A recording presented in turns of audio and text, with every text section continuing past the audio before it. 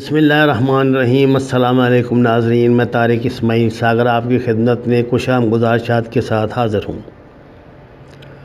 ناظرین، پاکستان میں کچھ ایسے لوگ رہتے ہیں جن کے شناختی کارڈ تو پاکستان کے ہیں، لیکن اصل میں وہ کسی اور ملک کے شہری ہیں، یعنی ابھی انہوں نے لاشعوری اور شعوری طور پر دونوں طرح یہ قبول نہیں کیا کہ وہ پاکستانی ہیں۔ ان کے دل پاکستان کے ساتھ نہیں، افغانستان، ایران، عرب ممالک، امریکہ، برطانیہ کے ساتھ دھڑکتے ہیں۔ کوئی ایرانی، کوئی عرب، افغانی، بھارتی۔ میں نے تو آج تک نہیں سنا کہ آپ کی مدد کے لیے کبھی آپ کے ساتھ کھڑا ہوا ہو۔ پاکستان میں پچھلے 8-10 سال میں یہ 80,000 سے زیادہ سویلین، 20,000 سے زیادہ قریباً فوجی شہید ہو گئے دہشت گردی کے خلاف جنگ میں۔ سعودیہ، ایران، بھارت، افغانستان، یہ سب اس جنگ میں استعمال ہوتے رہے، ان کی پراکسیاں لگتی رہی ہیں پاکستانی فوج اور عوام کے خلاف۔ ہمارا ظرف دیکھیں کہ صرف مسلم ممالک ہونے کے ناطے، مسلمان بھائی ہونے کے ناطے سب برداشت کیا، آج بھی ان ممالک کی بہتری چاہتے ہیں، لیکن یہ ہمارے ساتھ کیا کر رہے ہیں؟ انہوں نے ہمارے عوام کے ساتھ کیا کیا؟ ایران بھارت کے ساتھ ملا ہوا ہے، افغانستان کٹھ پتلی حکومت بھارت کے ساتھ ہے، عرب جو ہیں وہ اسرائیلیوں کے ساتھ ہیں۔ اب یہ مارچ میں جو ہزارہ دھرنے میں بین الاقوامی قوتیں کود گئی تھیں، لاشوں کی آڑ میں ریاست مخالف مہم شروع کر دی گئی۔ بلوچستان میں سیکورٹی خدشات کی بڑی وجہ آپ کو پتہ ہے، کشمیر میں سی پیک کے علاوہ بھارت، ایران، افغانستان کی بیجا مداخلت ہے۔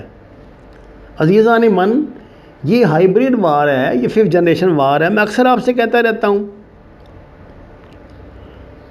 دیکھیے نا، یہ جو ہمارے ہزارہ بھائیوں کا دھرنا تھا، اس میں پاکستانی فوج کے خلاف نعرے لگنے کی وجہ مجھے سمجھ نہیں آئی۔ لواحقین نہیں، ایرانی بھارتی ہینڈلرز۔ ایرانی سفیر محمد علی حسینی نے، اب دیکھیں نا، وہ دوسرا ملک ہے ایران، بہرحال ایک ان کے ہزارہ کے جو یہ ہوئی ہیں شہادتیں، ان پر بیان دیا کہ مسلکی بنیاد پر لوگوں کو بے دردی سے قتل کیا گیا جو ناقابل معافی ہے۔ مجھے سمجھ نہیں آتی پاکستان کی وزارت خارجہ نے اس بیان کا نوٹس کیوں نہیں لیا؟ یہ بیان پاکستان کے اندرونی معاملات میں ڈائریکٹ مداخلت ہے۔ یہ بیان اس وقت کیوں نہیں دیا گیا جب کلبھوشن یادو کو، عزیر بلوچ کو ایرانی بھارتی خفیہ ایجنسیوں نے ہزارہ کمیونٹی کی ٹارگیٹ کلنگ، پاکستان میں دھماکوں اور دہشت گردی کے لیے بھیجا تھا؟ تب تو میں ایران کی طرف سے کوئی بیان نہیں آیا، بلکہ حسن روحانی نے پاکستان کا شاید دورہ منقطع کر دیا تھا اس بات پر کہ کلبھوشن پہ کے حوالے سے پاکستان نے سوال کر دیا تھا کہ یہ ایران سے لانچ کیا گیا تھا۔ یہ دونوں ایرانی بھارتی ایجنسیز کے پے رول پر، پاسپورٹس پر نہیں تھے؟ کیا دہشت گرد ایران افغانستان کے راستے نہیں آئے تھے؟ 1 لاکھ سے زیادہ شہداء ہیں ہمارے، 2,000 سے زیادہ معذور ہیں، اور 2014 تک تو صورتحال یہ تھی کہ ہر روز ہم لاشیں اٹھاتے تھے۔ دہشت گرد ہم سے پوچھتے تھے کہ آپ کا مسلک کیا ہے، آپ شیعہ ہیں، سنی ہیں، دیوبندی ہیں، بریلوی ہیں؟ وہ صرف جان لیتے تھے۔ یہی فوج تھی نا، آپریشن ضرب عضب رد الفساد، یاد ہے؟ ہزارہ شہادتوں سے پہلے ایف سی کے 11 جوانوں کی شہادتیں، اور اس سے بھی پہلے پاکستان آرمی کے 7 جوانوں کی شہادتیں۔ یار وہ لوارث تھے، ان کا کوئی آگے پیچھے نہیں، ان کی لاشیں رکھ کے تو کسی نے رستے بند نہیں کیے۔ یہ سینکڑوں پنجابیوں کو قتل کر دیا گیا، سندھیوں کو قتل کر دیا گیا، شناختی کارڈ دیکھ دیکھ کے بسوں سے اتار کر مارا گیا، کتنوں کی لاشیں رکھی گئی تھی وہاں پہ۔ دہشت گرد آئیں ایران سے، پشت پہ بھارت ہو، اور دھرنا پاکستانی فوج کے خلاف، پاکستان کے خلاف۔ یہ کیا بدماشی ہے؟ مسلکی مذہبی جنگ پاکستان میں آخر کیوں لڑی جاتی ہے؟ روزانہ کی بنیاد پر حملے کیے جاتے ہیں. جو حملہ ناکام نہیں کیا جا سکتا اس پر بھی محب وطن ملازمین معطل کر دیے گئے ہیں. ہر مطالبہ تسلیم کر لیا گیا. پرائم منسٹر کو بلانے کا کیا مطلب ہے؟ کسی ملک میں ایسا ہوتا ہے؟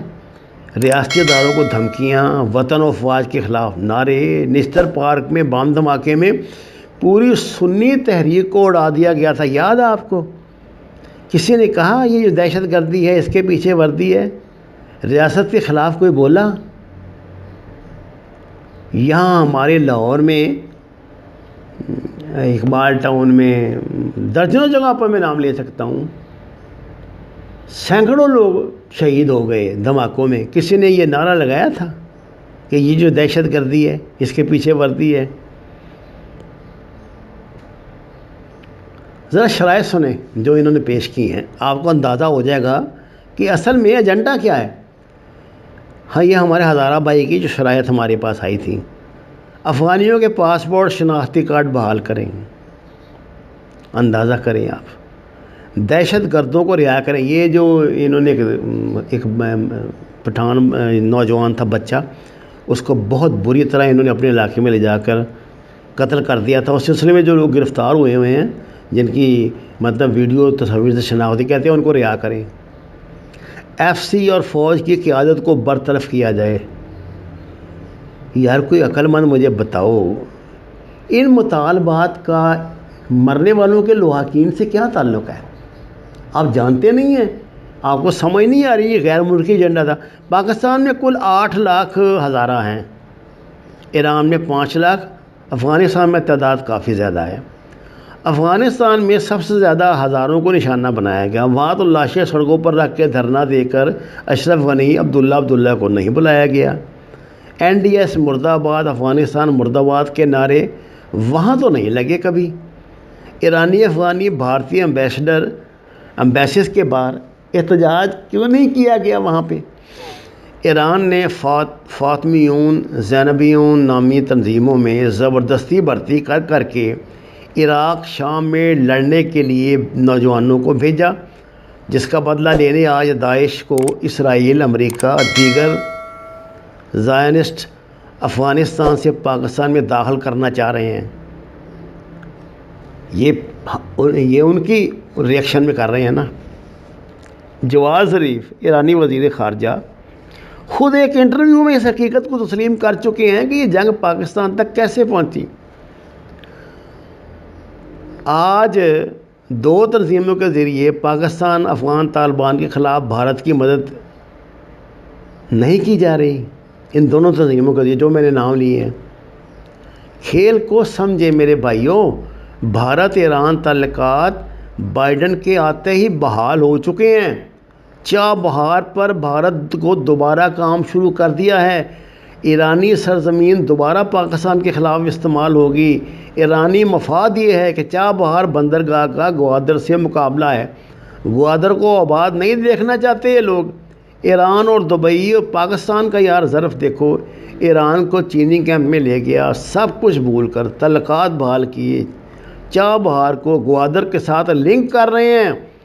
ایران کے ساتھ ایکسپورٹس امپورٹس کھول رہے ہیں. نئی منڈیاں سرحدوں پہ بنا رہے ہیں. نہ جانے کیا کیا کر رہے ہیں.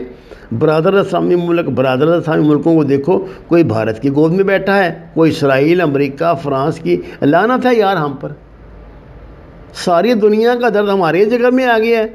اسلامی بھائی چارے کے چکر میں ٹھیک ٹھاک رگڑا ہم اپنے آپ کو لگا رہے ہیں.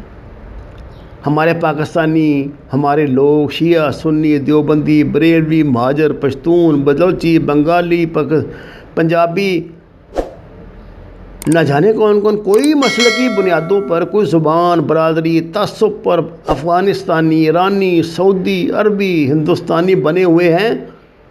نہیں ہیں تو پاکستانی نہیں ہیں. نہیں ہیں تو شیعہ، سنی، وہابی، دیوبندی، بریلوی پہلے ہیں، پاکستانی مسلمان بعد میں ہیں. بھائی صرف پاکستانی بنو، مسلمان بنو. غزوہ ہند کا آغاز ہے. اپنی فوج، وطن، عوام کے ساتھ مخلص رہو. قوم بنو، تماش بین گروہ نہ بنو. اپنی ریاست کی عادت، افواج و ایجنسیز پہ بھروسہ رکھو. سب بہتر ہو جائے گا۔ میری تو پاکستان کی جتنے بھی یہ اعلیٰ عسکری قیادت سے درخواست ہے کہ گزشتہ ہفتے سینکڑوں گرفتاریاں سوشل میڈیا سے ہوئی ہیں۔ جو لوگ شیعہ سنی فساد پھیلا رہے تھے، درجنوں دہشت گرد بھی گرفتار ہوئے ہیں۔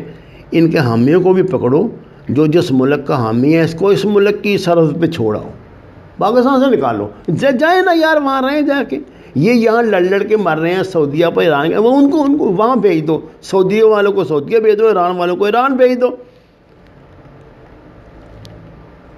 آپ کو یاد ہے یہ جب یہ کرونا عروج پہ تھا تو سعودیہ ایران سے کیسے جوتے مار مار کر نکالا گیا تھا ان کو، یہ زینبی اون کو اور یہ فاطمی اون کو، اور انہوں نے یہاں کے گند پھیلا دیا، یہاں کے یہ کرونا پھیلا دیا تھا۔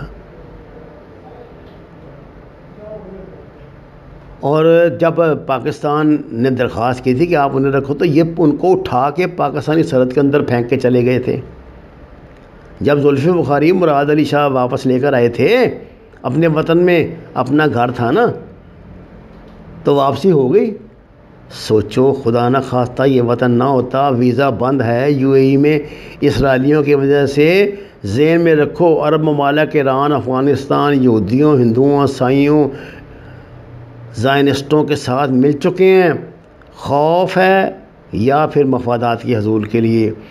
پاکستان نے اپنا مفاد دیکھنا ہے، جو دراصل پوری عوام کا مفاد ہے۔ پاکستانی بنو، فرقہ پرستی سے نکلو، مسلمان بنو، اللہ کی رستی کو مضبوطی سے تھام لو۔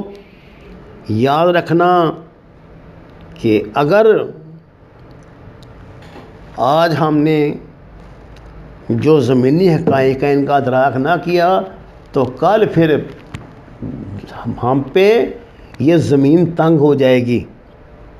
کسی نے تمہیں پناہ نہیں دینی بھائی، کسی نے آپ کو پناہ نہیں دینی۔ اللہ کے غضب سے ڈرو، خدا کا خوف کرو، پاکستانی بنو۔ وما علینا الا البلاغ المبین۔ ناظرین کرام، درخواست ہے قرآن اور نماز سے ہدایت حاصل کریں، ہمارے چینل کو سبسکرائب کریں، لائکس دیں، سچ کے سفر میں ہمارا ساتھ دیں۔ آپ کا بہت شکریہ۔